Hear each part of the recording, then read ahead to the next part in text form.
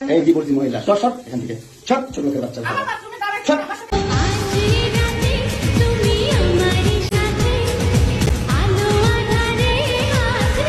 So hello ভাই brother, সকলে কেমন আছো? আমি অবশ্যই ভালো আছি। আজকে তোমাদের জন্য একটা নতুন ভিডিও নিয়ে আসি। ভিডিওটা যদি তোমাদেরকে ভালো লেগে থাকে তাহলে অবশ্যই ভিডিওতে লাইক কমেন্ট শেয়ার করবে এবং চ্যানেলটি সাবস্ক্রাইব করতে ভুলবেন না। চলুন তাহলে ভিডিওটা শুরু করা যাক। এই সময় কম, শুরু করো।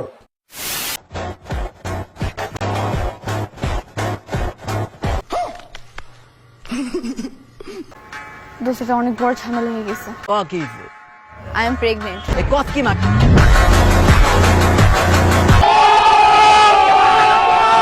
আসলে আপনারা ব্যাপারটা যেরকম ভাবতেছেন সেরকমই। কয়েকদিন আগেই তারা বললো কি, আর এখন হচ্ছে কি। কয়েকদিন আগে কি বললো সেটা শুনেন। আল্লাহর অশেষ রহমত আছে আমাদের উপর, আল্লাহর পথে চলার চেষ্টা করতেছি, চলতেছি, ভালো আছি।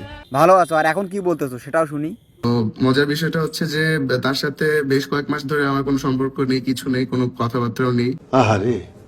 এই বিষয়টা দিন থেকে বলা হয়নি। যখনই দেখলো মামুনের সঙ্গে তার ইটিস পিটিস চলতেছে তখনই সে মুখ খুললো, এর আগে বলেনি।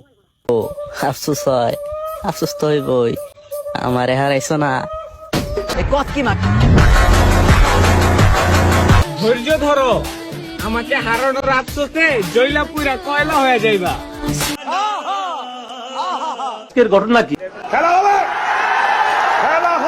একজন কমেন্ট করেছে, বেশি দিন টিকবে না এই ভালোবাসা, কষ্ট হচ্ছে ছেলেটার জন্য। একজন কমেন্ট করেছে, বেশি দিন টিকবে না এই ভালোবাসা, কষ্ট হচ্ছে ছেলেটার জন্য। আসলে এই কমেন্টটা যে করছে সে বুঝতে পারছে খাঙ্কি ভালো না।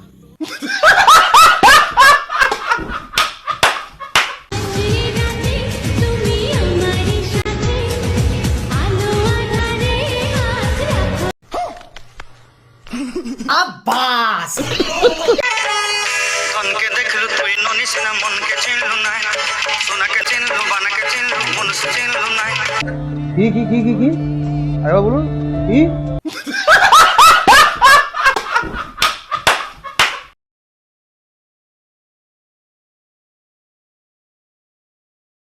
অনেক খানকি দেখেছি, এর মতো জাত খানকি। পুরাতন খেলনা আমি সবসময় গরিব মানুষদের ডোনেট করি।